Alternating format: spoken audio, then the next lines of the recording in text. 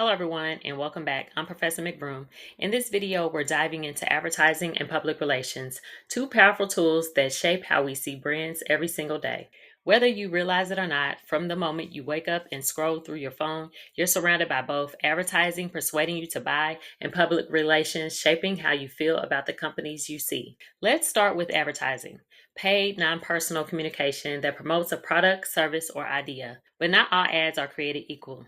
There's institutional advertising, which focuses on building an organization's image.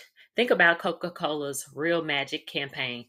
They weren't selling soda directly. They were selling togetherness and optimism. That's institutional advertising at work. Then there's product advertising, which is about promoting the features and benefits of a specific product. For example, when Apple releases an ad for the newest iPhone, highlighting its camera or battery life, that's product advertising. And finally, competitive advertising. When one brand goes head to head with another. Remember when Samsung poked fun at iPhone users in their commercials? That's competitive and often comparative. Advertising directly calling out the competition. Creating an ad campaign isn't just about creativity, it's about strategy.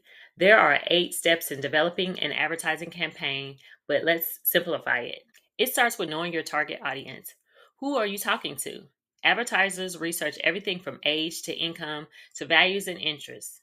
For example, when Nike launched its Find Your Greatness campaign, they didn't focus on superstar athletes, they targeted everyday people, redefining what greatness looks like.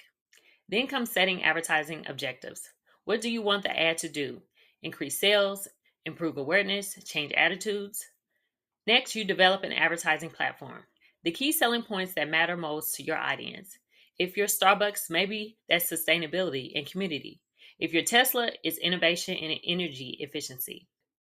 After that, marketers decide how much to spend, the advertising appropriation, and where to spend it, the media plan. Today, digital platforms like YouTube, TikTok, and Spotify ads dominate because of their ability to reach hyper-targeted audience. Here's a fun fact.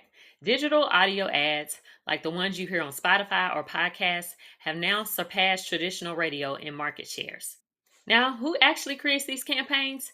In small businesses, it might just be one person wearing many hats, but large corporations often partner with advertising agencies that bring in teams of writers, artists, and media planners. An agency can offer expertise, creativity, and objectivity, all while helping a company stay on brand. Now let's switch gears to public relations or PR.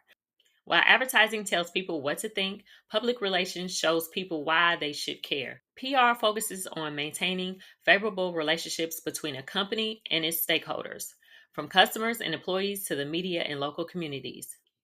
For instance, when Southwest Airlines faced major flight cancellations in 2022, their PR team had to work overtime to manage customer frustrations and repair their reputation. They used press conferences, news releases, and social media engagement to regain trust. That's power and necessity of good PR. PR teams use a wide range of tools: press releases, feature articles, caption photos, events, and even sponsorship. Think of Nike sponsoring the Olympics or Pepsi hosting concerts. That's PR designed to connect the brand with something bigger than itself. And with social media, PR is more immediate than ever. When a crisis happens, a quick and transparent response can make or break a brand. How do we know if advertising and PR are working? Marketers look at reach and frequency, recall tests, and changes in attitude or awareness. For PR, it's about measuring media exposure, public sentiment, and social audits. How the public views a company's social responsibility. One bad PR moment can undo years of hard work, just as United Airlines after the 2017 passenger incident. But with transparency and accountability, companies can bounce back stronger.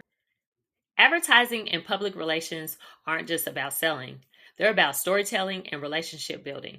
The best brands don't communicate at you, they connect with you. So, as you continue on your marketing journey, think about the brands you admire most. What are they really selling? A product or a feeling? Thanks for joining me today. Don't forget to post your thoughts in the chat. See you in the next one.